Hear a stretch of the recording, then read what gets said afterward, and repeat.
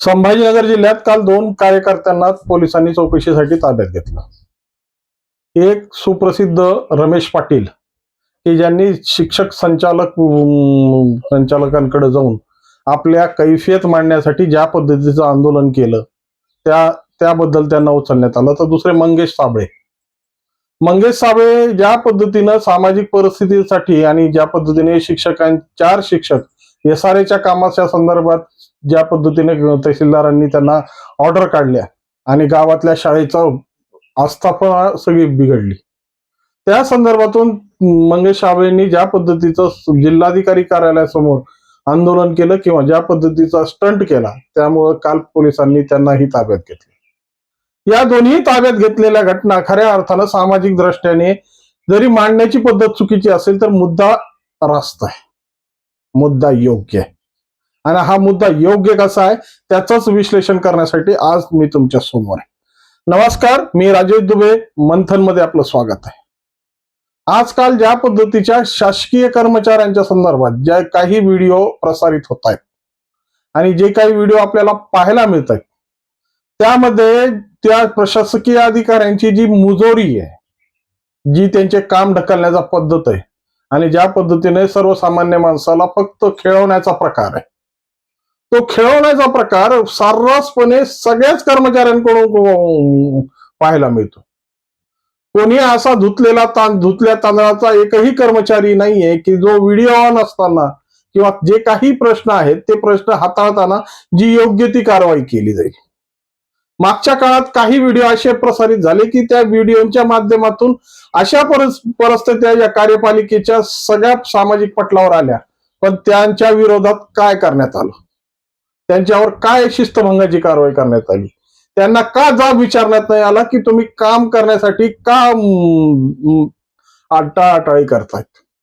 हे प्रश्न खऱ्या अर्थानं कार्यपालिकेच्या या लोकांना विचारले गेले पाहिजे आणि वास्तविक स्वरूपात सरळ आणि विनंतीच्या भावनेत एखादा कार्यकर्ता गेला आणि त्याने त्याचा प्रश्न मांडला तर ही कार्यपालिका त्याला कशा पद्धतीनं त्याची विषय हाताळते ते चांगल्याच पद्धतीने आपल्यालाही ठाऊक आहे.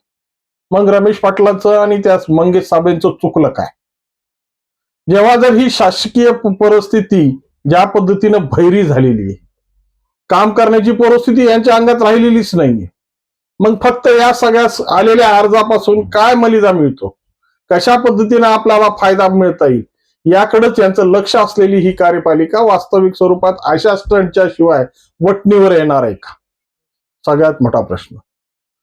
जरी तुमच्या 353 किंवा तुमच्या सगळ्या शासकीय नियमानुसार ही सगळी जी पद्धत होती ती उद्धट होती, खऱ्या अर्थाने या सगळ्या प्रकरणाला ज्या पद्धतीनं त्यांनी मांडलं तो उद्रेक होता, पण हे उद्रेक निर्माण करण्यासाठी विवश कोणी केलं? खऱ्या अर्थानं जर तुम्ही सरळ पद्धतीनं आणि सोप्या पद्धतीने जर काम करण्याची पद्धत दाखवली असती तर कशामुळे या कार्यकर्त्यांना अशा पद्धतीचे स्टंट करण्याची वेळ तुमच्या कार्यालयात येऊन झाली असती? रमेश पाटलांनी ज्या पद्धतीनं त्या शिक्षण संचालक कार्यालयामध्ये ज्या पद्धतीची भूमिका अवलंबली, खऱ्या अर्थानं ती भूमिका योग्य नव्हती. ज्या पद्धतीचे कपडे काढून त्यांनी त्या शिक्षक संचालकाला तो प्रश्न मार्गस्थ करण्यासाठी ज्या पद्धतीनं परिस्थिती निर्माण केली, पण ही परिस्थिती निर्माण करायला ही कारणीभूत तेच आहेत. कारण की मागच्या कितीतरी दिवसापासून हा जो इसम आहे तो त्या कार्यालयाच्या पायऱ्या झिजवत होता, तो आपले प्रश्न वारंवार त्या कार्यालयाशी मांडत होता, पण ही निजावलेली व्यवस्था कधीच सरळ मार्गे कोणतं काम ऐकायची मनस्थितीच नाहीये.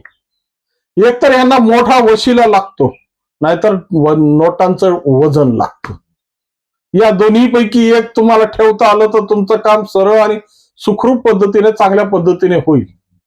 पण सर्वसामान्य माणूस जर एखादा अर्जाची कैफियत घेऊन गेला आणि हे अर्जाची कैफियत देताना त्यांना जर त्या पद्धतीनं जेव्हा त्या अर्जाची परिस्थिती झाली तर ते अर्ज किती ठिकाणी कोणत्या कोणत्या फाईलीमध्ये पडलेले आहेत हे आजही या शासकीय दप्तरी सापडायला सुद्धा अडचण येते. आणि मग निर्ढावलेल्या पद्धतीनं परत म्हणलं जातं की ते अर्ज आमच्याकडून गहाळ झालाय, तुम्ही त्या बदल्यात नवीन अर्ज त्याच तारखेत करा, आम्ही त्याच्या पुढची कारवाई करू. अशा पद्धतीची जर उत्तर तुम्हाला एखाद्या महत्वाच्या प्रश्नाच्या संदर्भात मिळत असतील तर खऱ्या अर्थानं तुम्ही तोंडावर स्वतःच्या मारून घेणार नाही तर काय करणार आहे? कारण की ज्या गोष्टी, ज्या प्रणाल्या, ज्या व्यवस्था हे आमच्या कामासाठी, आमच्यावर ज्या पद्धतीचे संकट येऊ नये, आमची कार्यालयीन पद्धती ही चांगल्या पद्धतीने कार्यरत राहावी याच्यासाठी निर्माण केल्यात. परंतु तीच कार्यपद्धत जर आमच्या अंगलट येत असेल, एखादा तुम्ही परिस्थिती एखाद्या तहसील कार्यालयामध्ये एखादा अर्ज देऊन बघा, तसं माझ्यासोबतही झालं. एका संदर्भित व्यक्तीच्या संदर्भात मी जेव्हा ऑब्जेक्शन दाखल केलं आणि हे ऑब्जेक्शन दाखल केल्यानंतर ज्या पद्धतीनं या तहसील कार्यालयाने त्याच्या बावड्या उचकल्या, खऱ्या अर्थानं त्या व्यक्तीचं काम ज्या पद्धतीनं मार्गस्थ करून त्यांनी त्या कामाची शृंखला आदेश काढण्यापर्यंत विषय तजवीज केली होती. पण जेव्हा तो ऑब्जेक्शनचा कागद त्यांच्या समोर दाखल करण्यात आला आणि जेव्हा त्यांच्या लक्षात आलं की ह्याच्यावर येणाऱ्या 15 दिवसा अगोदर ऑब्जेक्शन आलंय, तेव्हा त्यांचे धागे दोरे सगळे आसमान दणाणले आणि मग त्याच्यावर कशा पद्धतीने सारव करायचं, माफ्या मागायच्या, पाया पाडायची वेळ यायची, अशा परिस्थित्या या तहसील कार्यालयाने करून त्या गोष्टीची सारवासारव केली. माणूस आहे, चुकतो म्हणून प्रत्येक वेळेस चुकीवर पांघरून घालणं हे योग्य नाही.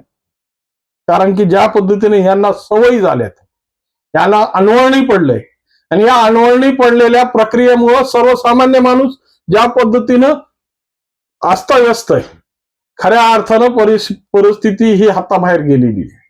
आणि त्या हाताबाहेर गेलेलीच परिस्थिती काल मंगेश साहेब यांनी कार्यालयासमोर ज्या पद्धतीच्या स्टंटनं या जिल्हाधिकारी कार्यालय गाजवलं ना, तीच परिस्थिती कोणी आणली?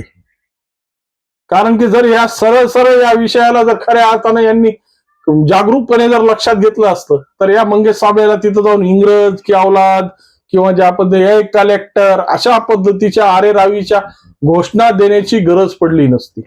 पण ऐकणारी ही व्यवस्था पूर्णपणे बहिरी आहे आणि डोळ्याने आंधळी आहे. फक्त यांना यांच्या मतलबाचं दिसतं आणि यांना मतलबाचंच ऐकू येतं. बाकीच्या सगळ्या गोष्टी या आयरनीवर टांगलेल्या आहेत. उदाहरण तुम्हाला घ्यायचं असेल, अनुभव घ्यायचा असेल, अनुभव तर पुष्कळ आले असते, तुम्हाला त्या पुष्कळ अनुभवातून तरी तुमची तहान भागलेली नसेल तर एखादा अर्ज करून बघा कशी निवडावलेली आहे व्यवस्था. आणि याच्यावर लोकनियुक्त आपले जनप्रतिनिधी मस्त पद्धतीनं मस्त सांगतात, नाही साहेब तर मला खूप चांगलं ट्रीटमेंट देत आहेत, साहेब तर मला काजू बदाम खाऊ घालतायत, साहेब आल्यानंतर चांगल्या पद्धतीचा मला चहा पाजतायत. अरे तुम्हाला जर काजू बदाम तुम्हाला चहा पाजण्यासाठी तुम्हाला आमचं प्रतिनिधी म्हणून ठेवलेलं नाहीये. प्रत्येक आमदारांनी प्रत्येक तहसील कार्यालयातल्या सगळ्या गोष्टींचा आढावा घेतला पाहिजे. पण आढावा घेतला कशासाठी जातो ते तुम्हालाही चांगल्या पद्धतीने होईल. या परिस्थितीत आडवा आणि जिरवा ज्या पद्धतीने सर्वसामान्य माणसाची अवस्था करून ठेवली नाही आपण कार्यपालिकेने, त्या कार्यपालिकेला या दोन लोकांनी दिलेला आवाज आणि खऱ्या अर्थानं हे स्टंट नव्हते, ही परिस्थिती होती की हे कार्यपालिका ज्या पद्धतीने निर्ढावली आहे ना, त्या निर्ढावलेल्या गेंड्याच्या कातडीवाल्यांना कशा पद्धतीनं सरळ सुतासारखं करायचं यासाठी केलेले हे प्रयोग होते. रमेश पाटलांच्या संदर्भात मी कधीही त्यांच्या भूमिकेशी मला कधीही त्यांच्या भूमिका मान्य नाहीयेत. कारण की ज्या पद्धतीनं त्यांनी आजपर्यंत सोशल मीडियाचा वापर करून ज्या पद्धतीने ट्रोलिंग केलं किंवा ज्या पद्धतीने केलं ती परिस्थिती त्यांना त्यांची लकलाभ. पण कार्यपालिकेच्या संदर्भातून त्यांना जो आवाज उचललाय, ज्या पद्धतीच्या या शिक्षक संचालकाला काम करण्यासाठी विवश केलंय आणि ते झाल्यानंतर ज्या पद्धतीची कार्यवाही ही पोलीस ठाण्यात करण्यात आली, त्यांच्याबद्दल ज्या पद्धतीचे म्हणजे चौकटीतले कायदे वापरण्यात आलेत ना, ते वापरलेले कायदे पाहून खऱ्या अर्थानं माझ्या मनाला खूप मोठी व्यथा निर्माण झाली की एक तर तुम्हाला काम करायचं नाही आणि काम करण्यासाठी जेव्हा विवश एखादा कार्यकर्ता करतो, जेव्हा तो आपले कपडे काढून तुमच्या मागं लागतो, यालाच म्हणतात कपडे काढून मागं लागणं, कपडे काढून मागं लागतो, तेव्हा तुम्ही काम करता. पण काम केल्यानंतर ज्या पद्धतीची चौकट, कायद्याची चौकट स्वतःच्या संरक्षणासाठी वापरतात ना, ते मात्र चुकीचं आहे. तेव्हा ही चौकट वापरताना आधी आपली कार्यक्षमता पहा की तुम्ही काय करताय, कशा पद्धतीने काम करताय आणि परिस्थिती कशा पद्धतीने हाताबाहेर गेलेली. त्यामुळं खऱ्या अर्थानं या सगळ्या देशाची जी खऱ्या नसा आहेत आणि जे खरी मुळं आहेत ती जर खऱ्या अर्थानं जिरजीर आणि वाळवीनं जर पोखरली गेली असेल ना तर ही कार्यपालिका. त्यामुळे या कार्यपालिकेला काम करण्याची भूमिका कधीच नाहीये. सत्सग विवेक बुद्धी तर यांची कधीच जागी होत नाही. एखादा विवेकानं निर्णय घ्यायचा आहे त्या ठिकाणी यांचा विवेक फक्त पैशाच्या गड्डीवर आधारित असतो. ते गांधी बाबांचे दर्शन झाले की ते गांधी बाबांचे पाय पडतात आणि कामाला लागतात. मग हे गांधी बाबा कुठपर्यंत या राष्ट्रपितांचा अवमान अशा पद्धतीने होणार आणि कुठपर्यंत ही परिस्थिती कशा पद्धतीने हाताबाहेर जाणार. त्या नोटांच्या वर छापलेल्या गांधी बाबांचं दर्शन घेतल्याशिवाय यांची भूकच भागत नाही. त्यामुळं खऱ्या अर्थानं रमेश पाटलांनी ज्या पद्धतीनं विषय उचलला किंवा मंगेश साबळेंनी ज्या पद्धतीने प्रश्न उचलला ती उचलण्याची पद्धत जरी चुकीची असेल तरी प्रश्न महत्वाचे आहेत. प्रश्न खऱ्या अर्थानं सामाजिक त्याला जोडणार आहे आणि या संदर्भातची परिस्थिती खऱ्या अर्थानं कार्यपालिकेने आणू नये आणि आपली मक्तेदारी आणि आपली जी मुजुरी आहे ती जनतेवर मांडू नये. एवढंच. नमस्कार.